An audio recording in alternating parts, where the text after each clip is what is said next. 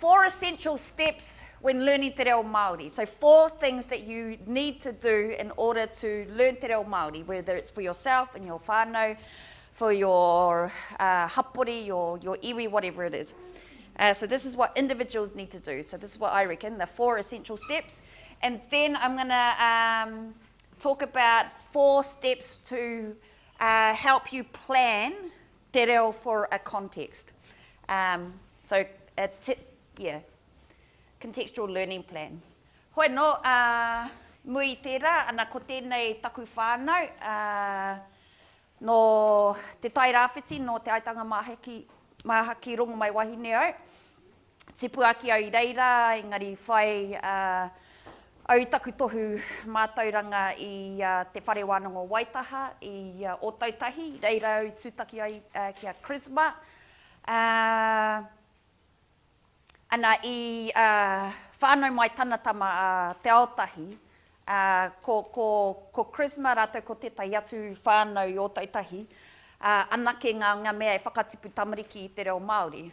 Ka kite au I ngā whānau e rua, me te whakaro, mene e tae ana, e aua whānau e rua, e tae ana hoki mātou.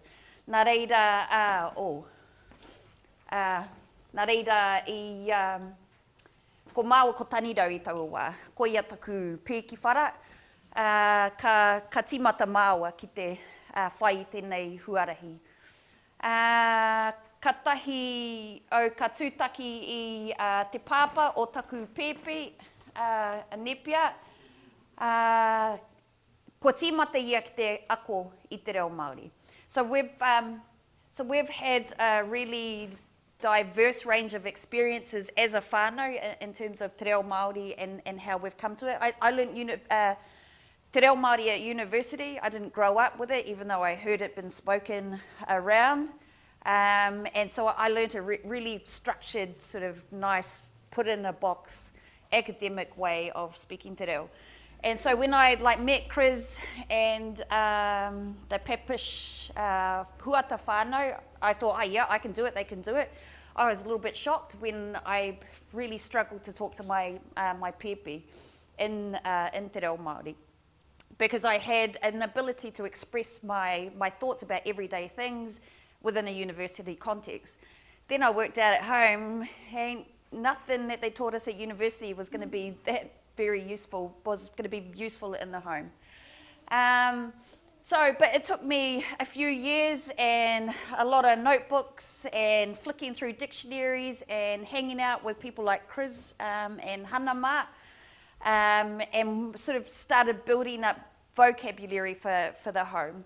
Met my tāne, and he's at the beginning of that language journey as well.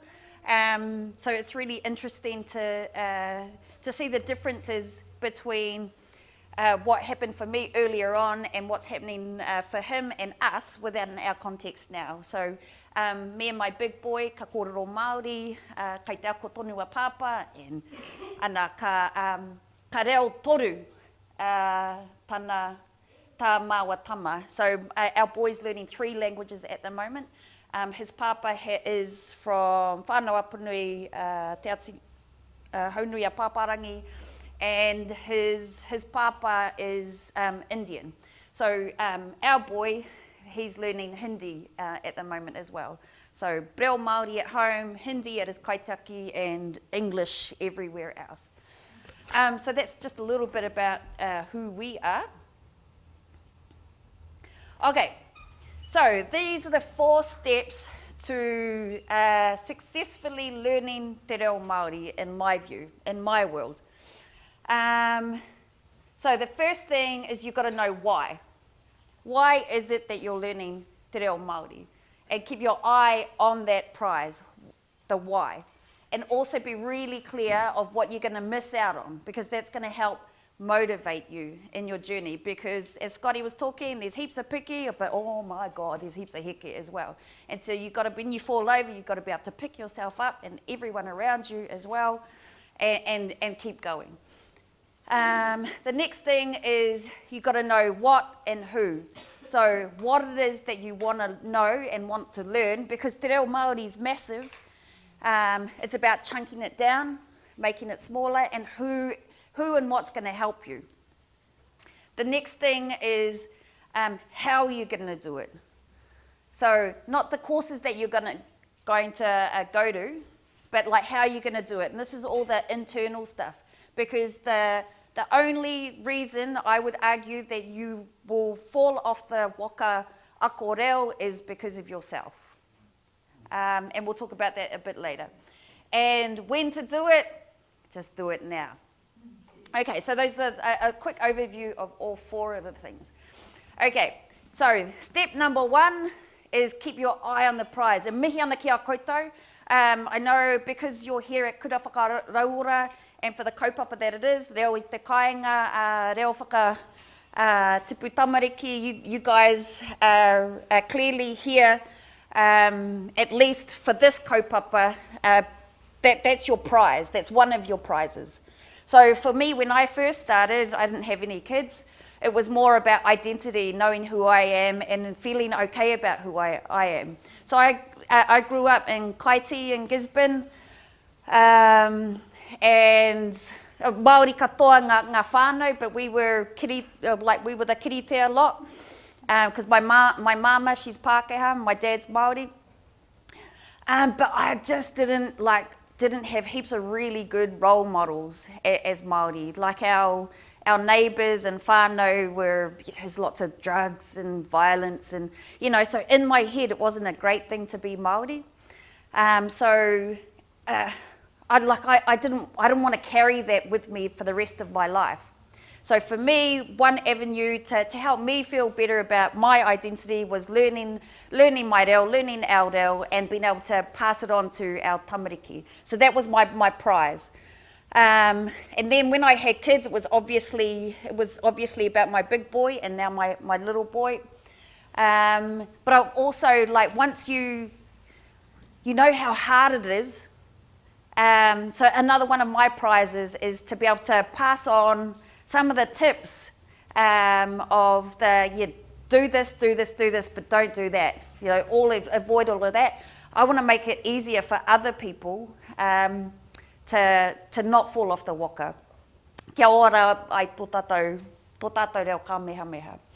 And be clear of the costs. It's just understand if you do fall off the waka, what are you going to miss out on? What are your kids going to miss out on? And that just helps you get through the hard bits, is when you can do that. For me and for us, it was about being really planned and really deliberate about what we did and why we did it. Not always, but along the way, I've had lots of different plans, long-term plans, short-term plans, and really plans for reo in really small domains, which I'll talk about soon. So plans, which is what this is all about, are going to make your life a lot easier. So just, normally I'd give you guys time to have a bit of a think, but just I'll give you a minute just to think about what's your prize, why is it important, and what would the costs be. So just give you a minute just to talk to the person next to you about your what your prizes are in terms of learning te reo, using te reo. What are the things that you need in order to be able to get there, and who can help you? So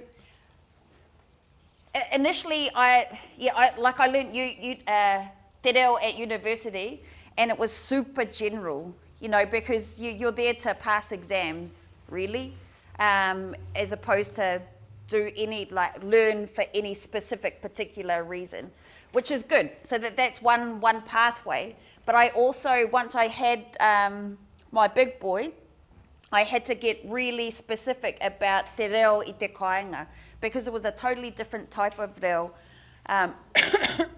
that's spoken in home than we got at university. So it was going and hanging out with other people, talking to kaumātua native speakers about, well, how do you say this, how do you say that, because nobody tells you how to say, wipe your bum and pull up your pants and flush the toilet and all of those sort of like everyday domestic sort of that type of reo. And it's not in the dictionary either. So it was sort of like trying to hone in on all of that sort of stuff. I read heaps of books, went and there's loads on the internet too about people bringing up bilingual babes. Did a course with Hannah and Charisma as well, just getting a whole lot of like-minded people together and discussing things and creating language lists and things that we could learn. And kura reo, going to kura reo, just trying to get as much reo as possible. But being able to refine it to your own particular context. And I'll give you a tip in the second session about how to do this. Okay, so we won't talk about this because this is what you're here to do. At this kura whakarawura, what are some of the questions you have about your context? You're going to be discussing that all weekend long. And where can you turn for info? And you guys got everything that you need, or heaps of what you need in this room here. Okay, own your dickness. This is probably the biggest thing in terms of language learning. Your dickness is anything that is a barrier to you learning or to you actually speaking. Because when I started learning, I was awesome on paper. I was perfect. There was not a tohu to or a e or ki wrong, because I spent hours making sure it was perfect. But I couldn't bloody speak. I just couldn't, because I was terrified that I was going to make a mistake. And if I stood up in front of someone and I said ki instead of e, or a instead of o, I used the totally wrong word, then oh my God, I'd torment myself for 3 days thinking, oh, I got that wrong. You're such a dick.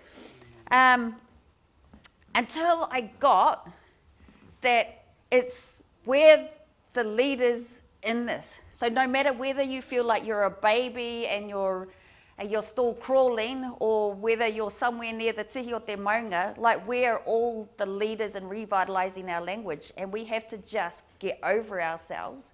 And I had to really get over myself. And it's really hard if you're a perfectionist and you don't like getting wrong, you don't like sounding stupid or being vulnerable in front of people. But it wasn't until I owned my dickness that I really started learning. Because by putting my mistakes out there and being a dick, like I just started learning heaps. Everyone's dickness looks totally different.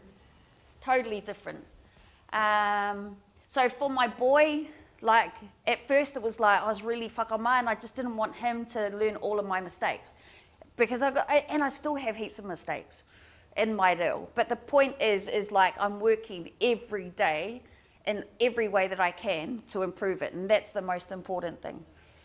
Not having the right reo. And I used to whinge all the time about, these Pākehā speaking people, parents, they've got it so easy, they can just talk to their baby. Whereas I'd have a million conversations going in my head trying to work out what it was to say, just to do like a really simple everyday act. Okay, so the invitation is just to think about, what's your dickness? What's your barrier? What's the thing that you need to pull out of your way for you to be able to go to move forward?